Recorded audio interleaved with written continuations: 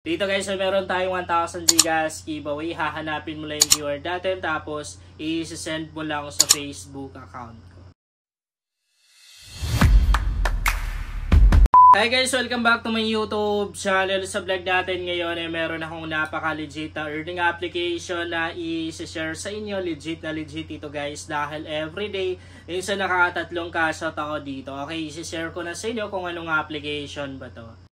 Ganito lang yung gagawin natin dito para kumita sa application na to. Lalaroin lang natin to. So paano ba siya laruin? Parang paikutin lang natin to guys. Ang goal natin dito ay mahulog yung mga bola na yan dito sa baso na to. Ilalagay lang natin dito sa baso and nakadepende sa atin guys kung saan natin ihuhulog. Ayan.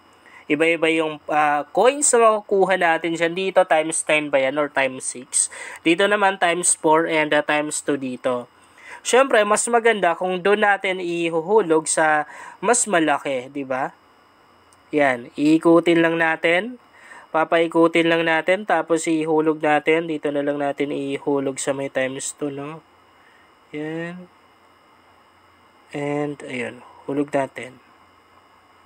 Okay. Tingnan natin. Ay, parang nag-game over tayo. Ay, hindi. Na ano tayo? Natapos natin yan.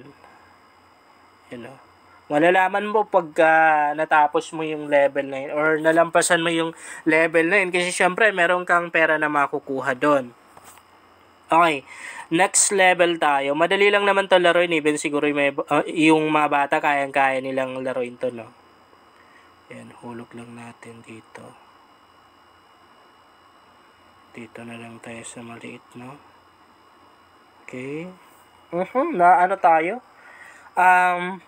Lagyan mo over tayo, hindi natin nasalo lahat yung bola, no? Yan, nag-failed tayo doon. Try natin dito sa kabila. Yan, ikot natin. Sikot pa. Tingnan natin. Ayun, nasalo natin lahat. Yan, meron tayong pera na nakuha ulit. And ayun, next level na tayo. Ano to? Skip muna natin yan. Nagpapa-rate. Okay, saan tayo ay, dyan na lang. Dadaan tayo dyan. Tapos, hulog natin dito. Sana masalo natin lahat, no? 600 na bola yung kailangan nating saluhin eh. Oh, nakuha natin lahat. Di ba? Nakuha natin lahat. So, yun lang naman yung gagawin natin guys. Or yun yung pinaka main ways of earnings ng application na to. Bali, meron na tayong 19 pesos dito. Pero yung pera na yun, parang hindi pa siya withdrawable money. And, ayan. Dito, pwede na rin tayong dito. Or dito tayo maglalagin, syempre. Maglalagin lang tayo dito. Syempre, kapag maglalagin tayo sa mga ganitong klaseng application, guys, dapat Google account yung gagamitin natin, ha? Huwag natin i-link yung Facebook account natin. Kapag nilink kasi natin, nagkakaroon sila ng access or nagkakaroon ng access yung application. Kaya minsan, di ba, biglang nalalagot yung Facebook account natin. Parang merong nag-attempt pumasok or mag-login nung Facebook account natin. No? Parang ina-attempt siyang i-login sa ibang device. So, dito, meron tayong mga props na pwedeng mabili. And dito naman, mga ways of earnings yan.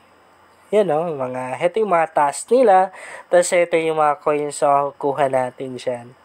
So, kung gusto natin maklaim yung mga coins na yan, tatap lang natin to.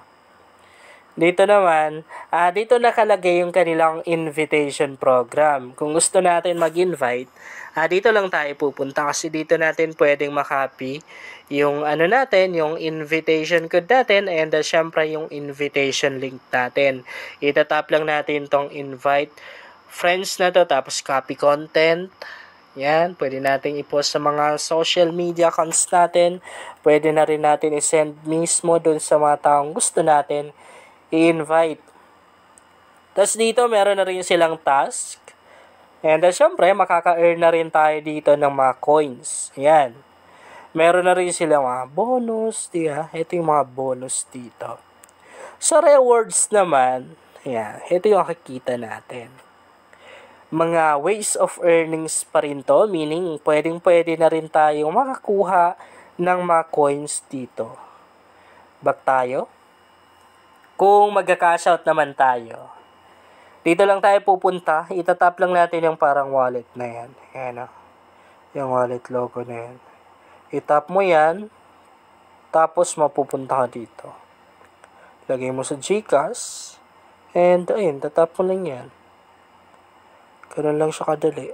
Bali, ang minimum withdrawal dito is 500 GCash. 500 pesos.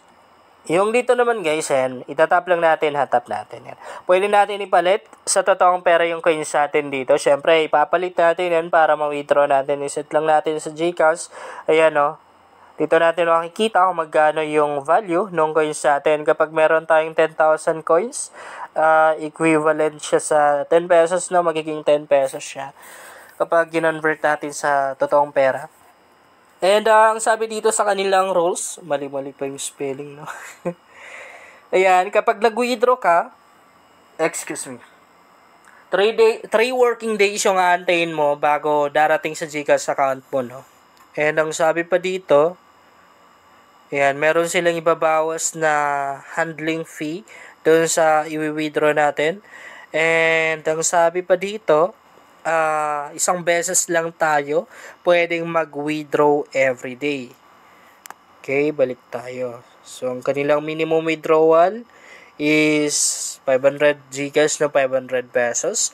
Tapos dito, meron na rin parang percentage. Yeah. Malalaman natin dyan kapag malapit na tayo makapag-cash out.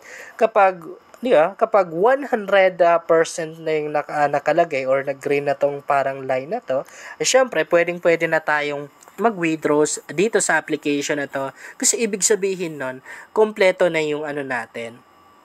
Enough na yung balance natin.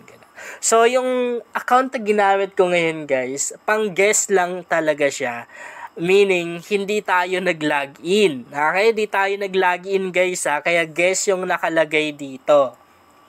Kasi yung account na to, pang lang natin, pang ginagamit ko lang siya, or itong cellphone na to, dito ako nag-i-screen record. Yun na guys, sana makatulong sa inyo ang vlog na to. Kung bago ka pa lang dito, ay mas maganda talaga kung mag-subscribe ka dahil nag-share ako dito ng mga application at mga website na makatulong sa iyo kung gusto mo na rin kumita online.